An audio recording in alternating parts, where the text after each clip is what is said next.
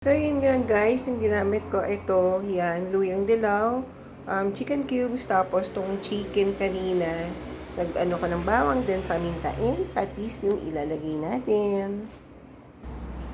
At ito yung malagkit binabad ko niyan kanina sa water, ayan. So, ayan, maglagay na tayo ng konting mantika. Silagay natin tong bawang at itong luyang dilaw. Isa-isa lang guys. So, ayan. Kita nyo. Pag nagisa na natin to guys, ilalagay na natin yung chicken. Ayan, ito yung chicken natin. Lagay na natin yan. Tapos, haluin lang natin. Ayan. Paminta ni Lola. Konting patis. Lagay na din natin tong chicken cubes. Ayan.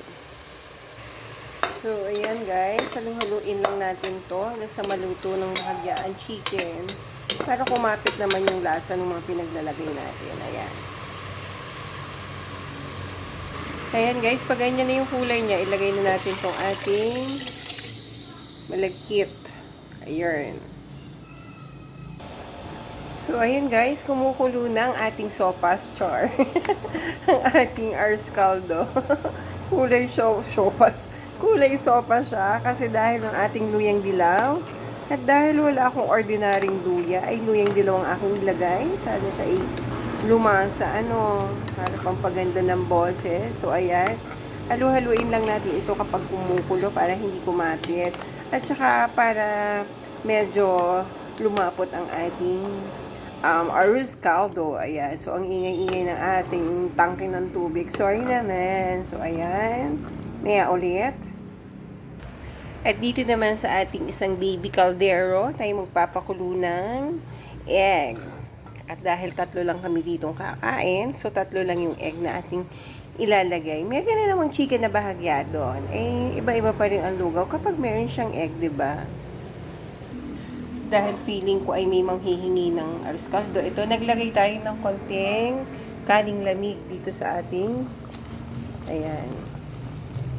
So, aanuhin nyo lang yan guys, yung mga kaning lamig din. Pagka yung alam nyo medyo luto na yung ating kaning malagkit, saka nyo ilalagay. Pag may mga leftover rice kayo, wag naman yung panis, ay ilalagay din ninyo. Sayang din naman yan. Pampadami din, ayun, kumbaga, ayun. So, wait lang uli natin yan. Aray, mainit.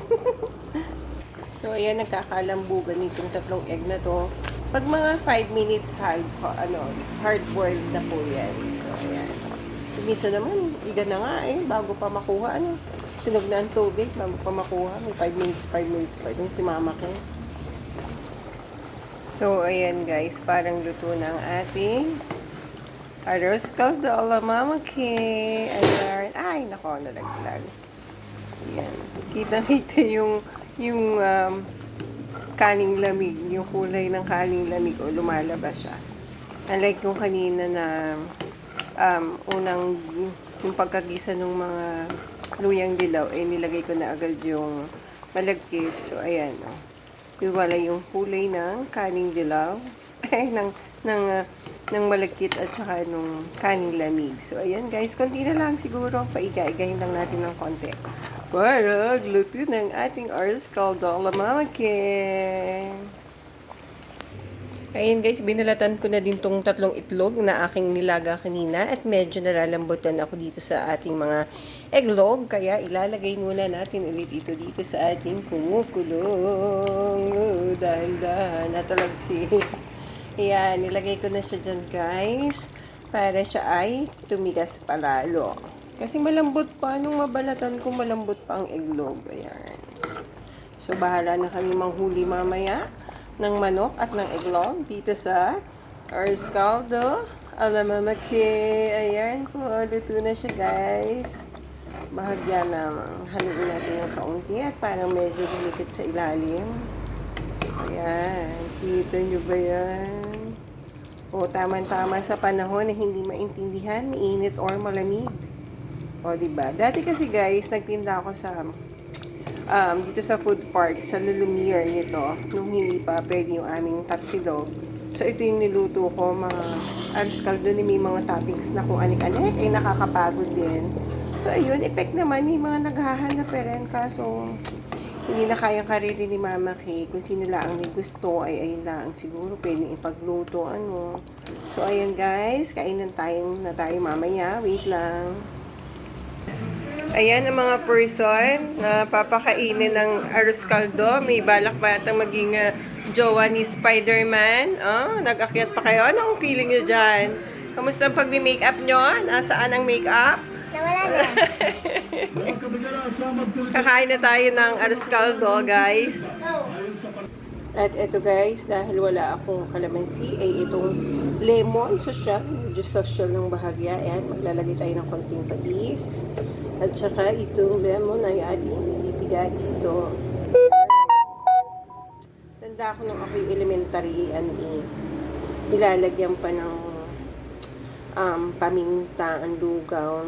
Diba? May paminta, may mga kung ano-ano pang ilalagay. So, ayan, ang ating sausawan. Siyempre, ako nagbukod ng akin at nilagyan ko nito paminta ni Lola Isha. Lalagyan natin ito ng chili oil. Wait lang. Naku, so sad. Kaunti na lang ang ating chili oil. So, ayan guys. Lalagyan na din natin ito ating sausawan. Yan. Diba? Kaunti lang. Naman na share din naman ayan. Tapos yun sa mga bata. Okay, sandukan tayo na. So, ito na ang ating arroz caldo. Alam Mama Kay, guys. Ayan, may egg, may manok. Ayan. So, magsasalin ako sa lalagyan ng dalawang bata. So, ayan. Dapat ay walang gulay. Ayaw niya ng may mga luya-luya, kumbaga. At hindi kakainin ng mga batuta. So, ayan, nalagyan natin ng itlog, tapos lalagyan natin ng konting chicken, at malamang ay hindi naman mag-chicken. Yan, natagno na lang. So, ayan. Yan ang ating arroz caldo for the kids. Ayan, kita niyo yan, ayaw niya ng chicken. Baka. Parang ang gusto lang niya ay ang person mainit. Init nga. Mainit pa. Hindi na makain. Hindi ko So, yun lang guys. Hala! Hala! Ang ating arroz caldo na Mama Kay. Ni-experiment pa nilang dalawa. Ayan. Yung isa ayaw ng chicken. Egg lang. For the egg. For the egg. Egg. O, diba? Egg daw. Nasaan tubig? Hot. Hot. Tubig. Get your water. Thank you guys. Vlogger! Thank you for watching. Arroz caldo ni Mama Kay. Ayan. So, ito yung sa akin. Yum, yum. Kain na na. Bye po.